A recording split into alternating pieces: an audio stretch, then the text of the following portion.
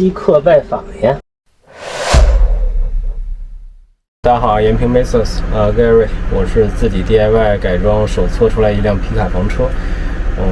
除了车体包括水路电路这种就是硬装吧之外，其实像房车里面或者房厢里面有很多软装的东西，就是跟家里面的软装差不多嘛。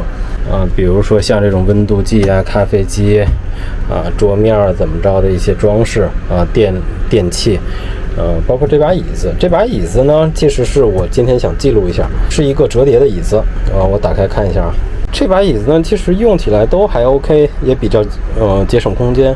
但前段时间它这个边儿破了，我发现它里面应该是那种很粗糙、很劣质的那种密度板。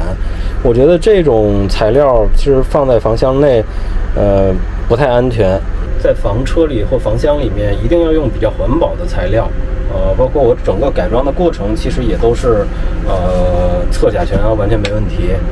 包括到现在，但是我觉得既然看到这个椅子的这个面板嘛，还是感觉不太环保，所以我前段时间也是花重金啊，这个定做了2块木板啊。这2块木板呢是黑胡桃的板，因为为什么选黑胡桃？首先，黑胡桃确实比其他的木板材料要贵一些。我这2块板子加一起是80多块钱。如果说选松木板或其他的，比如说榆木板、桐木，它可能10几20块钱。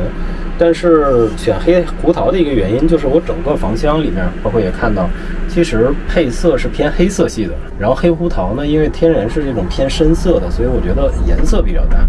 主要是从这个角度来考虑，并且因为板子的面积不大，所以这2块加一起也不算贵嘛。所以今天会把这个椅子的2个密度板换成这种比较环保的黑胡桃的木板。现在开干。我大概比一下，因为选的时候就是已经量好尺寸了，然后包括这种背板，对吧？还是比较和谐，这样的话就很环保。然后配色虽然它也没有那么深，但是相比于其他松木的那种颜色还是会更和谐。然后现在就开始拆卸。这椅子的底板我已经卸下来，可以看它确实很劣质，就是它螺丝钻出来的时候都是渣渣。我觉得这种东西就是如果是在车里面时间久的话，肯定对身体会很不利的。赶紧要换掉。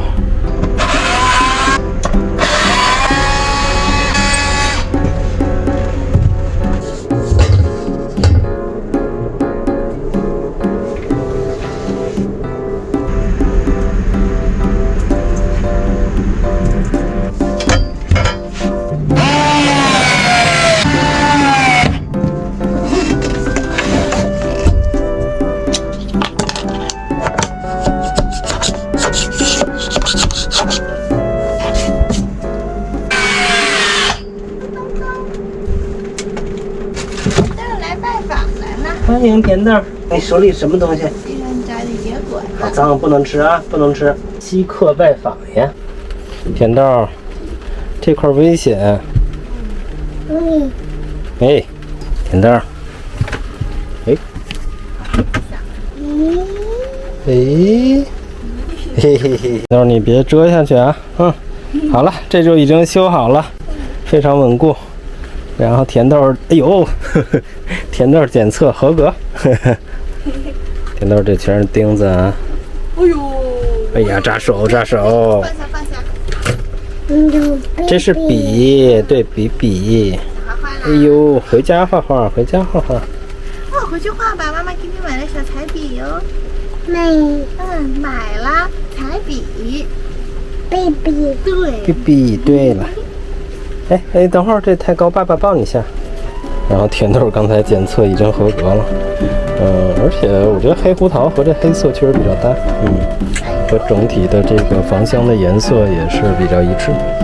就这样了，继续搞别的工作了。